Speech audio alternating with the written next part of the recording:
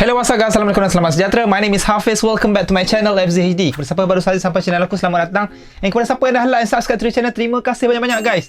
Alright, sebelum aku start aku punya video hari ni, aku ingin mengucapkan ribuan terima kasih kepada semua yang dah follow aku punya Instagram. Dah 10,000 followers guys. Thank you so much. And untuk video hari ni, aku nak buat brand history tentang Vans. Kalau korang tanya aku kenapa Vans, aku rasa Vans ni dalam life aku, dalam sneakers aku punya journey, aku rasa Vans adalah brand yang paling lama pernah aku pakai. Sebab daripada sekolah aku pakai Vans. And then sebelum aku kenal Jordans, aku belum kenal Nike SB, sebelum aku kenal New Balance and all the stuff, memang Vans antara kasut yang aku selalu beli lah. Until now pun aku still pakai Vans lah. Okay, so without further ado, jom aku akan bagi tahu korang history brand tentang Vans. Vans, aku rasa aku tak perlu explain lah Vans ni apa kan. Vans ni kasut lah kan, brand skateboarding lah. Aku boleh cakap Vans ni antara penyumbang utama dalam skateboarding punya industri lah, daripada dulu sampailah sekarang. Vans diilhamkan oleh dua orang adik-beradik, iaitu Paul Van Doren dengan James Van Doren. Paul and James ni, diorang buat Vans ni pada tahun 1966. Tapi sebelum diorang buat Vans, diorang dah kerja dengan Randolph Rubber Company, which is pembuat kasut juga ah. Yang special tentang Vans ni, diorang lah jual kasut tu, and diorang lah buat kasut tu. And kasut first yang diorang keluarkan, nama dia Vans Style 44, yang direka khas oleh James Van Doren, iaitu adik kepada Paul Van Doren lah. Time tu diorang tak panggil Vans Authentic, diorang panggil Vans Style 44, which is sekarang ni kita panggil Vans Authentic lah. Okay, location kedai diorang untuk first kali dekat Anaheim, California. Kedai ni besar juga lah. Sebab apa? Diorang buat kasut kat situ and diorang jual kasut kat situ. On the first day, kau nak beli kasut, bukan macam sekarang kau nak beli kedai kasut, contoh kau nak beli Vans kan, ok, kau pergi Pavilion ke, kau pergi Mid Valley ke, kau terus beli and kau cakap aku nak size 8 atau size 9, kau terus beli kan. Tak, dulu kau masuk kedai dia, kau kena buat pre-order. Kau cakap ok, Paul, saya nak size 9 dengan size 8. ok, Paul cakap boleh. ok, kau bayar and then esok ataupun petang ni kau datang balik untuk ambil kasut. On the first day dia dapat 12 customer lah. Untuk kasut men's $4.49, untuk women's $2.49. Kau bayangkan sekarang punya harga dengan zaman dulu punya harga, $4 je dapat kasut Vans. Sebab tu ramai gila orang pakai Vans, sebab dia affordable dan murah time tu. Pada zaman tu yang pakai Vans ialah Stacy Peralta dengan Tony Alva, regular customer yang pakai Vans. And then diorang kan, kalau skateboarding punya industri kan, kalau kau main skateboard, siapa yang skateboarder yang tengah tengok video aku ni, korang tahu kan, sebelah kanan atau belah kiri kasut korang akan house dulu, akan koyak dahulu. So apa yang Stacy Peralta dengan Tony Alva ni request dekat Paul Van Doren, boleh tak aku nak beli sebelah kanan atau belah kiri saja? Paul Van Doren cakap tak apa, tak ada masalah, kau boleh beli sebelah aja. That's why bila belah kanan diorang haus ataupun koyak, diorang request kat Paul, saya nak belah kanan saja. So Paul akan jual belah kanan atau belah kiri saja dengan harga separuh daripada apa yang dia jual. Contoh kalau zaman tu dia jual $4, kau boleh beli separuh, sebelah pasang je dengan $2. Tapi pada zaman Tony Alva dengan Stacy Peralta tu, kasut tu dah $8 lah. Okay, pada tahun 1976, this is the moment another Vans design dikeluarkan, iaitu nama Vans tu Vans Style 95, ataupun dikenali sekarang sebagai Vans Era lah. Okay, Vans Era ni, kalau nak tahu macam mana datang hasil dia, daripada Stacy Peralta dengan Tony Alva. Dua orang ni main skate pakai Vans Authentic, tapi dia orang rasa macam less padding. Sebab Vans Authentic kan dia orang kain saja, canvas di atas kan, tak ada padding. So apa yang dia request kat Paul Van Doren, dia cakap, Paul, can you do this panel have a padding? So that's why Paul come up with the padding and call it Era ataupun Vans Style 95. Kalau kau tanya aku huge impact dalam Vans punya industri, aku rasa aku give to Tony Alva atau Stacy Peralta, sebab dia orang yang bagi Vans idea untuk improvise the shoes from years to years lah. So from that moment, ramai gila skateboarding pakai Vans. Kalau kau tengok cerita Lord of Dogtown, dari situ turning point orang pakai Vans Authentic ke Vans Era. Vans ni dah jadi subculture, selain daripada skateboarding, selain daripada music, selain daripada graffiti artist. So ramai time tu nak nampak cool, kena pakai Vans. Okay, so Paul dengan James Warren nampak yang Vans ni tengah rising. Apa yang diorang buat, diorang try untuk penetrate market lagi banyak. So diorang come up with the two models pada tahun 1977, iaitu model old school dengan model slip-on. Model old school nama dia Vans Style 36 and Vans slip-on Style 98. So orang tak panggil Style 98 atau Style 36 lah, sekarang orang panggil old school ataupun Vans slip-on lah. So diorang keluarkan dua model ni, memang Vans old school ni dia ambil a new touch lah. Sebab sebelum ni kan Vans era dengan band autentik diorang pakai kain. So band old school ni diorang masukkan material leather sikit dekat stripe tepi tu. And stripe tepi tu nama dia Jazz Stripe. Paul Van Doren dengan James Van Doren come up with another model pada tahun 1978, iaitu Vans Head High ataupun yang kalian lihat sebagai Vans Style 38. Okay, Vans skate high ni memang famous lah time tu. Sebab apa? Skateboarder suka gila. Vans skate high ni tinggi, high top. So, diorang protect the ankle. That's why skateboarder zaman tu memang like literally suka gila skate high.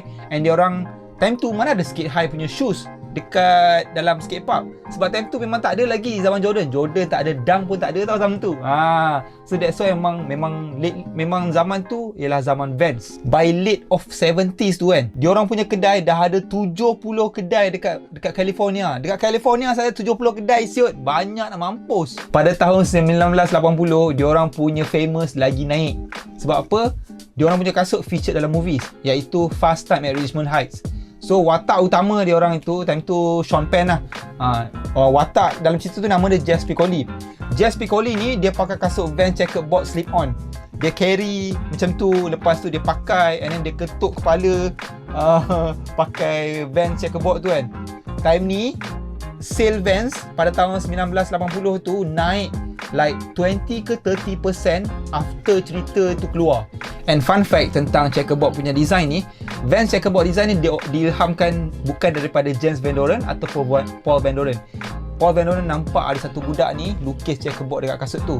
So apa yang Paul buat is dia ambil design tu and dia buat betul-betul dekat kasut slip on tu. And then fun fact lagi tentang Sean Penn yang berlakon dalam cerita Fast Time at Richmond Heights tu, dia sendiri beli kasut Vans slip on tu dekat Santa Monica punya branch and bawa jumpa producer cerita tu and dia cakap aku nak pakai kasut ni. So apa yang producer tu buat, dia request dekat Vans. So Vans, Paul Van Doren dengan James Van Doren, dia orang hantar a few shoes which is checkerboard tu lah, Vans slip on tu untuk di feature dalam movie tu. That's why lah movie tu meletup and kasut tu pun meletup. Sampai sekarang Vans tribute Jazz Piccoli dekat dia punya cermin mata, sunglasses tu. Kalau kau perasan, sunglasses Vans ni nama dia Spicoli. So Spicoli ni diilhamkan nama watak dalam Fast Time at Richmond Heights pada zaman 1980 tu. So aku rasa aku boleh cakap Vans ni diorang true lah. Diorang memang appreciate lah siapa yang pernah rock diorang punya brand and bagi diorang nama lah. So that's why aku rasa Vans ni ada place in my heart lah juga. And aku pernah tengok interview Steve Van Doren, iaitu anak kepada Paul Van Doren. Dia pernah cakap dalam interview dia, dia cakap it's not the matter what will you get, it's the matter what you give. So kita perlu praktikkan benda dalam daily life kita lah. It's not the matter apa yang kita akan dapat, keikhlasan kita memberi tu lagi penting lah. Dalam banyak brand yang aku suka kan, yang until now yang aku akan pakai lah, Vans dengan Nike lah, dua brand ni. Okay, selepas kejayaan Vans slip-on daripada movie Fast Time at Richmond Heights tu, 2 tahun selepas tu, kau nak tahu kenapa apa jadi? Vans bankrupt bro. Vans bankrupt bye. Gila tu. Sebab apa? Diorang tak boleh nak afford the overhead yang diorang keluarkan dengan kasut yang banyak, dengan kedai yang banyak. So diorang file bankruptcy and diorang owe 12 million ke 11 million. So selepas 3 tahun diorang file bankruptcy tu, diorang dapat bayar balik lah.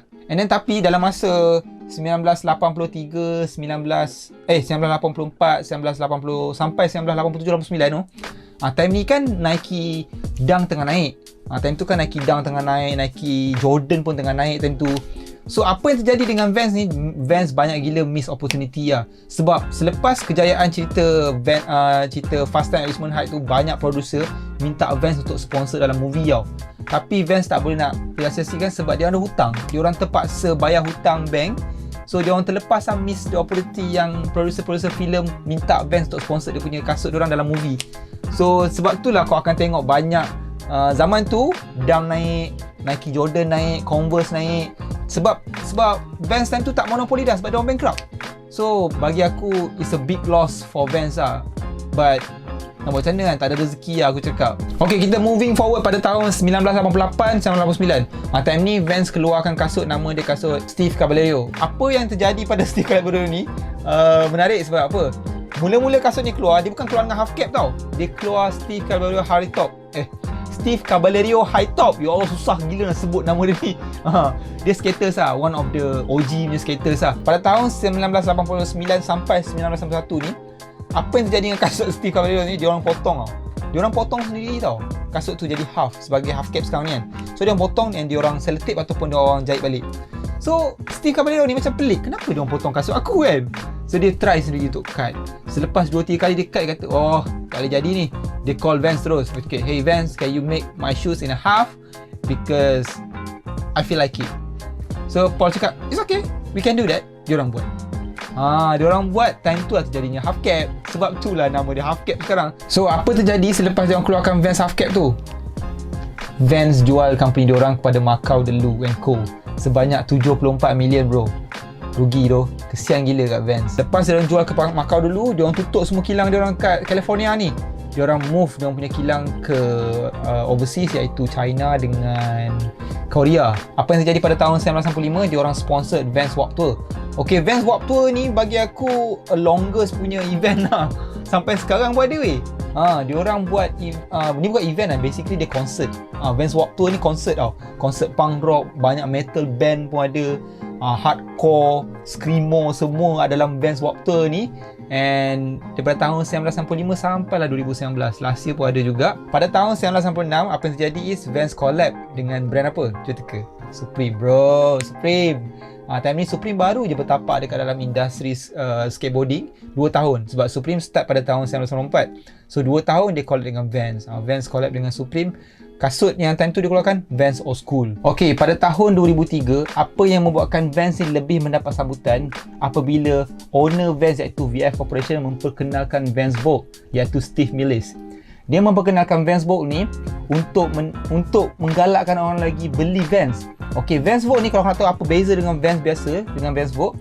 Vans Vogue ni dia menggunakan material yang lebih bagus, limited quantity, lebih eksklusif dan collaborations. Salah satu brand yang pernah collaboration dengan Vans Vogue iaitu Kenzo.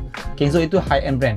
So pada tahun 2008, Steve Millis invite Jun Takahashi daripada Stussy untuk join Vans Vogue to be a co-designer. So apa yang membuatkan Jun Takahashi ni berminat? Sebab dia daripada kecil suka Vans and dia skateboarder. So that's why they accept offer to be a Vans Vogue co-designer. So from that moment, Vans Vogue banyak evolution lah. Aku rasa banyak gila brand yang telah collaboration dengan Vans Vogue. So itu antara cerita menarik tentang Vans biasa dengan Vans Vogue yang VF Corporation memperkenalkan. Pada tahun 2004, diorang buat Vans customize kasut Vans dekat website. Tapi Vans tiru Nike ID lah aku cakap, sebab Nike ID start pada tahun 1999. So Vans ambil idea of Nike ID tu buat dekat Vans juga. So pada tahun 2006 ni ada satu group hip hop nama dia The Pack. Diorang keluarkan single lagu diorang, tajuk diorang Vans. lagu tu Vans. And dalam video klip tu diorang pegang Vans, diorang pakai Vans. Memang nak tunjuk lah kat Vans yang weh aku support Vans bro, aku pakai Vans, sampai aku buat lagu pun tajuk Vans. So time tu memang ramai gila orang pakai Vans sebab dia lah. Thank you to The Pack lah sebab naikkan balik Vans punya industri, Vans punya market. And then pada tahun 2010 ataupun 2010 kot, Lil Wayne pun keluar pasal lagu Vans juga kalau nak tahu. Dia tajuk lagu tu Right Above It. Dia collab dengan siapa lah? Dengan Drake. Lagu tu dia collab dengan Drake. Lil Wayne collab dengan Drake, Right Above It. Dalam lagu tu, dalam lirik lagu tu dia tulis skinny pants and some Vans. So aku rasa dari segi ni memang dia orang boostkan sikit Vans punya populariti kat zaman tu. So moving forward pada tahun 2016, siapa ingat? Damn, Daniel back again with the white Vans. Ini aku rasa huge gila weh. Aku rasa semua orang nak pair of white Vans. Gila sebab apa? Sebab damn Daniel. Damn Daniel back again with the white Vans. Damn Daniel. Damn Daniel back at it again with the white van. Damn Daniel. Damn Daniel. Weh, aku ingat balik kan.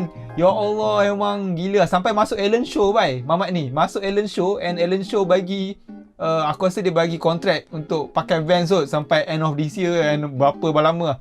And kalau kau nak tahu, Vans punya sale naik 30% daripada Damn Daniel punya viral issue ni. 30%. Kau bayangkan time tu Vans dah hit $1 billion company tau. $1 billion company kalau 30%, weh banyak weh. Banyak gila tu. So itu antara the journey of Vans pada tahun 1996 sampailah tahun 2016. So the rest of it now Vans di-own oleh VF Corporation lah.